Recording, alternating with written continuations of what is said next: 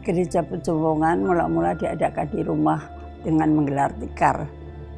Pastor datang dari Gereja Teresia.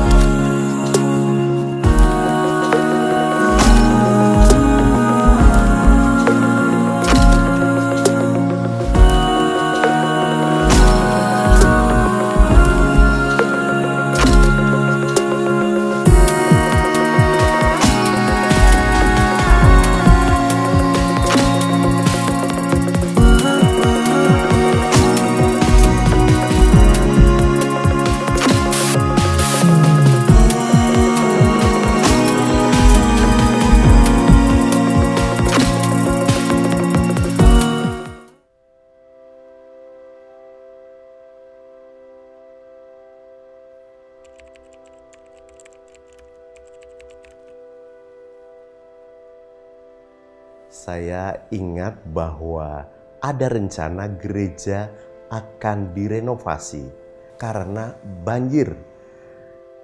Jadi saya menengok gereja pakai celana pendek, gereja kebanjiran. Bukan hanya gereja yang saya kunjungi, tapi juga beberapa rumah umat yang kebanjiran. Itu yang saya ingat.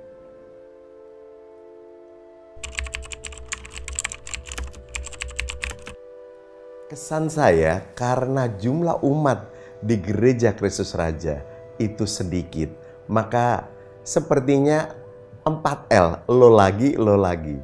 Jadi Sabtu sore misalnya saya misa, yang bertugas adalah WKRI, Wanita Katolik Republik Indonesia. Lalu ketika Minggu pagi saya merayakan Ekaristi, katanya yang ikut KOR dari Santa Monica atau janda-janda itu ya, Warakawuri. Sebagian orangnya itu juga.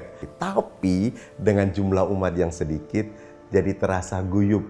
Sebagian besar saling mengenal, dan persaudaraan yang begitu indah.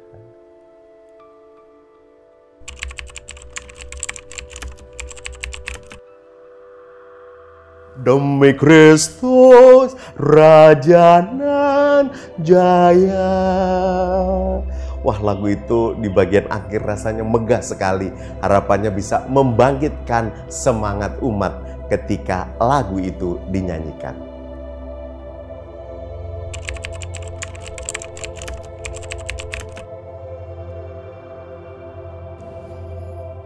Ini gereja dengan nama yang sangat keren, Kristus Raja. Maka gereja Kristus Raja harus menjadi pusat yang memberikan kesegaran seperti oase di tengah padang pasir. Gereja ini disebut juga gereja daun karena daun mengubah CO2 menjadi O2.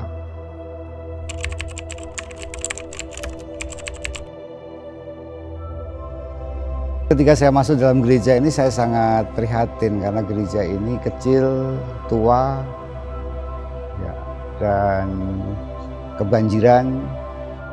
Kita ingat akan apa yang dikatakan Tuhan Yesus kepada orang-orang Farisi, rombaklah bait Allah ini dan dalam waktu 3 hari akan aku dirikan kembali.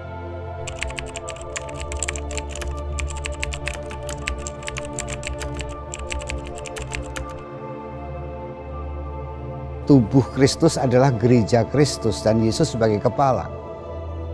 Maka sangat mengagumkan bahwa ketika pembangunan gereja ini Tuhan Yesus telah mengirimkan orang-orang dengan talenta masing-masing. Dan ini semua secara harmonis, secara sibernetik itu bekerja sama. Ini kerennya gereja Kristus Raja, dan itu pengalaman spiritual yang tidak dapat saya lupakan.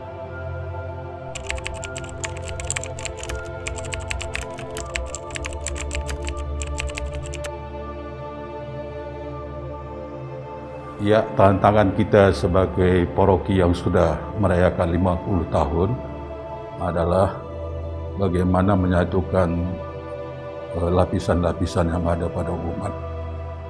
Jadi ada 3 lapisan umat. Yang pertama adalah umat yang dari sejak awal berjuang. Dan dia harus diakui punya kontribusi yang sangat besar untuk paroki ini. Yang kedua adalah umat yang kemudian dibaptis di paroki ini. Dan yang ketiga adalah umat yang datang dari mana-mana, bukan hanya dari paroki-paroki di Kuskupan Agung Jakarta, tapi juga dari luar paroki. Mereka membawa kebiasaan-kebiasaan di parokinya atau di kuskupannya kemudian. Dan ini harus dikelola secara baik dan benar sehingga jangan terjadi benturan-benturan antara 3 lapisan ini.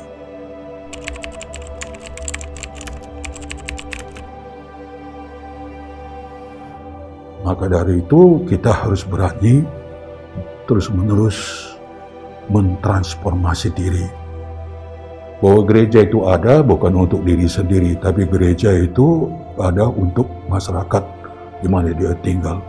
Jadi justru gereja harus selalu tanya diri, apakah kehadirannya sungguh-sungguh bermakna bagi masyarakat di sekitarnya.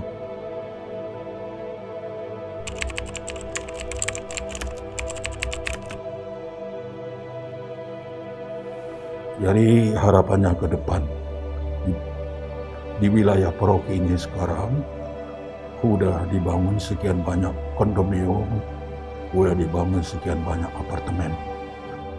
Maka juga tantangannya bagaimana paroki bisa mempunyai akses ke apartemen itu, dan tentu juga umatnya juga sudah lebih beragam lagi. Jadi kita punya ajaran gereja, bahkan punya dogma. Tapi ajaran gereja dan dogma jangan dimasukkan ke kulkas, freezer. Dogma dan ajaran gereja itu harus sungguh-sungguh berkembang.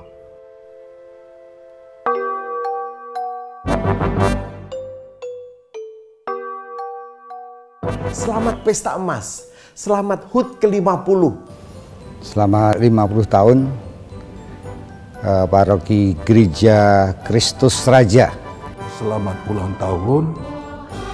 Selamat ulang tahun Semoga Gereja Kristus Raja Pejompongan tetap eksis dan ada dan menjadi simbol pula bagi toleransi umat beragama. Semoga apa yang kita buat bisa melampaui dinding-dinding gereja, melampaui kenyamanan apa yang kita alami dan kita syukuri dalam gereja kita. Semoga Kristus Raja yang menjadi pelindung gereja meraja di pikiran, di hati, dan hidup.